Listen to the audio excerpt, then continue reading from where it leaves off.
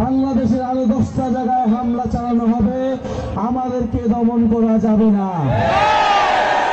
সংগ্রামী মুন্সিগঞ্জবাসী, মুজিববাদের বিরুদ্ধে যে লড়াই, যে যুদ্ধ আমরা ঘোষণা করেছি গণ অভ্যুত্থানের মধ্য দিয়ে, ফ্যাসিবাদী ব্যবস্থা বিলোপের যে লড়াই আমরা শুরু করেছি, এই লড়াই সমাপ্ত না করে আমরা শেষ থামব না।